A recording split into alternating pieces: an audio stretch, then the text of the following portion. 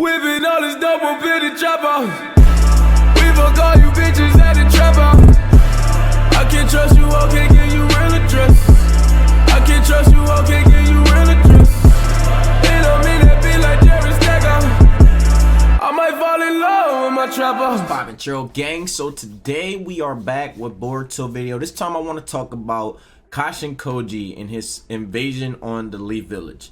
So if you guys have been reading Boruto manga, you know things have escalated to quite the events that we didn't actually expect. You know, we got like some completely out of left type of shit. I didn't expect Naruto to take Kawaki into his home.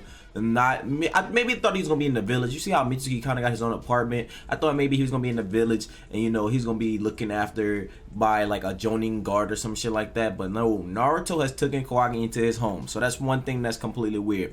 Now I'm gonna talk about Kashin Koji leading up into the events of what I think are about to take place in chapter 29 regarding the Leaf Village. As we know, he has invaded the Leaf Village, which is kind of shocking, but it's one of those things where he has hinted that he has some type of fate connected towards the Leaf Village, and he basically implies that, you know, there is something that always brings him back. Not to mention, you know, once he did this little flashback kind of thing, well, it wasn't necessarily a flashback, but he talked about the past regarding information that he knew about regarding the Yamanaka family, you know, and then he was talking about it with Delta, and then like there was this like scene, you know, as he was talking about the Yamanaka family, there was this panel, and it was essentially showing us Ino, and I was thinking to myself, like, I get it, you know, she's like the head of the Yamanaka family, which will be now because obviously her father has passed, or like she will be probably one of the most lead people in charge.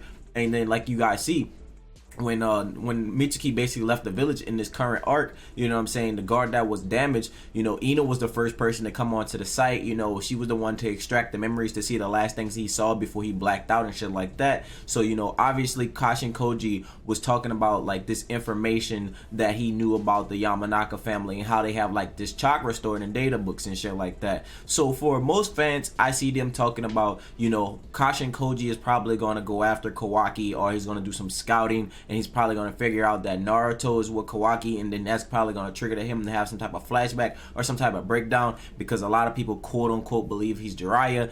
There's a lot of different speculations in that aspect. You know, there's a lot of different things people think. You know, some people think he's Jiraiya, some people think, somebody legit told me they think he's Neji, and I was just like, what? Like, at first I was like, I mean, but then didn't Neji get the curse mark and that shit just exploded his eyes, and you know he dead. So it was just like, that don't make sense anymore, because why would Neji just come out of the blue and know how to use a fucking Rasengan, you know? It was one of those things where I was just like, you know, I can see it kind of, but not necessarily.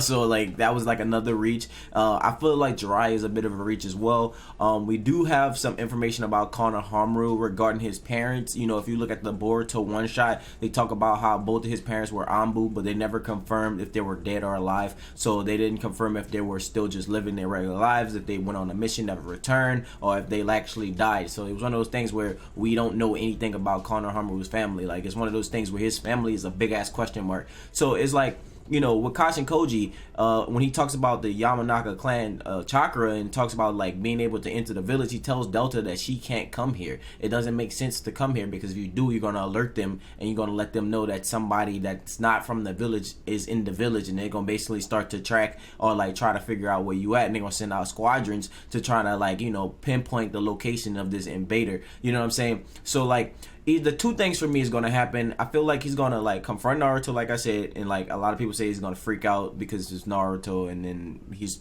Jiraiya, but like I don't think that's going to happen. I think he's probably going to scout Naruto, and Naruto's probably going to sense the chakra, which, you know, he can do that with Kurama, because Kurama allows him to sense malice in the darkness in people's heart and sense like the ill will and ill intent. So he might be able to sense that, like the negative emotions. And, you know, obviously Naruto's probably going to like try to track him down, and eventually he's going to slick side escape. And then there's going to start to be more guarding of Kawaki, and they're probably going to be more on guard. Or two, like, what if he just completely kills Ino to get rid of that Yamanaka operation system that basically stores the chakra and shit like that? Or what if he goes after Ino to put her under a genjutsu? So it's like, right now, honestly, I was talking to my stream about this, and I was thinking to myself, like, you know, what if Ino actually dies? Like, what if he actually like fades Ino, you know, and that way more Kara members can sneak into the village without being like detected? Because, you know, if the operations leader is kind of killed off, you know, early on, and like it's going to take a minute for them to get somebody else into that position, or somebody as skilled as Ino, because obviously Ino would be quote unquote the skilledest Yamanaka that's alive at this moment due to the passing of her father, you know what I'm saying? So it's one of those things where if he takes her out, you know, that's gonna be a way for like the Kara to infiltrate with, like, you know, the outer Kara members and the spies and stuff like that. Not to mention there's probably a chance that outer Kara members already live inside the Leaf Village, you know what I'm saying? There's a whole like thing of outer Kara members that we don't know. Like Al was a outer Kara member, you know what I'm saying? It was one of those things where we were completely shook. We're like, what's going on? Now outside of that, you know, we do know that Kishimoto said somebody very important or very like close knitted with the Leaf 11 will die. So like he said, don't be surprised if you start seeing your favorite ninjas die. Obviously he said it like, you know, as like somebody closer to the main cast, kind of. That's what he gave the vibes of, but he never confirmed. And then mind you, he might go and just kill off like 3 to 4 members, you know what I'm saying? He has the ability to do that. And not to mention he talks about how the series is going to be darker. So like my whole question for you guys is like, if Ino died, would you honestly be impacted? So like I asked this to my stream already. I asked this to like the viewers that were all over on Twitch, you know, and I was talking about this theory that Ino would die, and like I asked a lot of people about it. Some people said they wouldn't care, and I was just like, whoa, okay.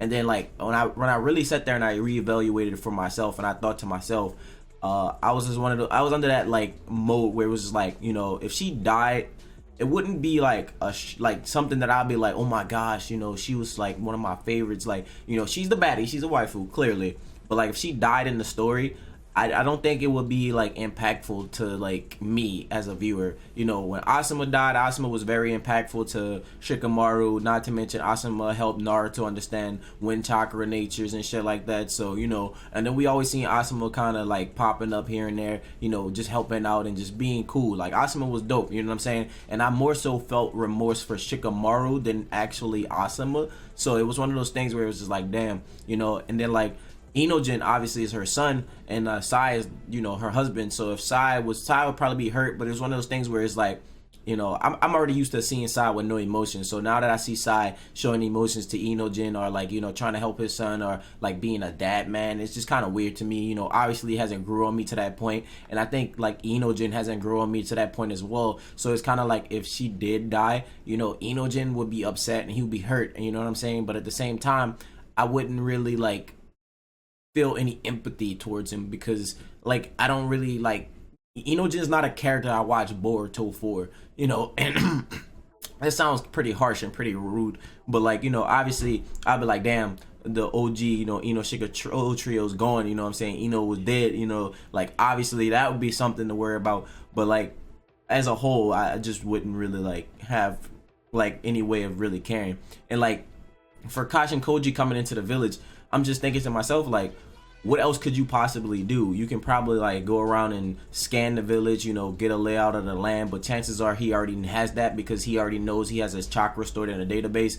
And if you look at like the anime, there is this scene where it quote unquote looks like Kashin Koji pops up behind Katasuke and to put him under a genjutsu, but it kind of contradicts the manga, because the manga translates, says that, you know, Kashin Koji sent Ao to put him under the genjutsu. But like if you look at like the anime, it shows Kashin Koji's beard behind, you know, Katasuke. So we don't really know exactly what the heck is going on regarding that, but like I feel like he has lay of the land already, and it's one of those things where he's probably going to scout to see where they're keeping Kawaki, you know. And like Ino would be that prime source that would have to be killed in order for more Kara members to infiltrate, saying as they are completely aware about the chakra database that stores the chakra, you know. And I feel like overall, if she just died, it would just be kind of like, you know, just a waste of a debt, you know. And that's something I've been talking to a lot of viewers about. A lot of viewers been saying personally that they feel like she's gonna die, because why would they show Ino in that panel when he was talking about it? Like they could have just been like, oh, the Yamanaka clan, but they like gave this panel of Ino's face, like, you know, as if he was going specifically to attack her, or like to, you know, assassinate her, or even, you know, put her under the genjutsu to allow them to get in. So what if like, you know, he goes and put her under the genjutsu, and then for some whatever reason like the chakra network kind of fails, and that way they don't know who's coming in and out the village, and then they could send in like, you know, obviously a squad of car members to attack, you know, Kawaki or snatch him back up and invade the Leaf real quick, and that's probably what he's going to do, and basically be able to have a better recon.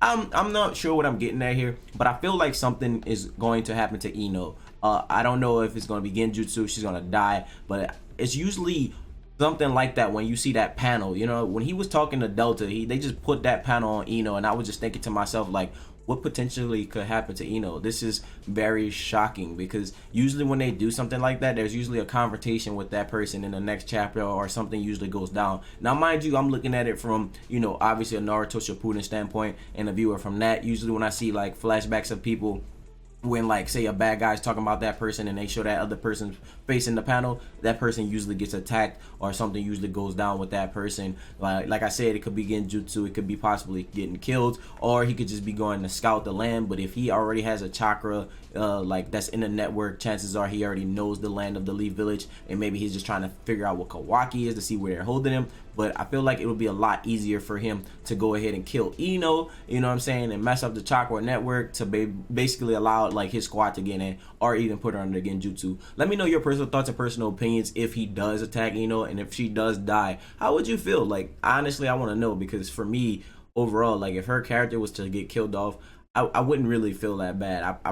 It's sad to say, but I don't think I would feel any remorse, kind of, because it's one of those things where it's Ino, like, you know, she was cool, she was dope, but like, she didn't do anything impactful for the series for me, and it was one of those things where she was just kind of there, if that makes sense. Like, we seen her do the Asuma, you know, fighting, and she fought with Kakashi and them to fight against Hidan and Kakuzu, but like, outside of that, it was just like, it's Ino, like, she didn't really do anything. So let me know. With that being said, this is what my personal thoughts and personal opinions on the events that's supposed to take place in chapter 28. I'll read over the chapter again and bring back some more speculation if it pops up. But until next time, my name is Shino Bentro. Stay true and stay real.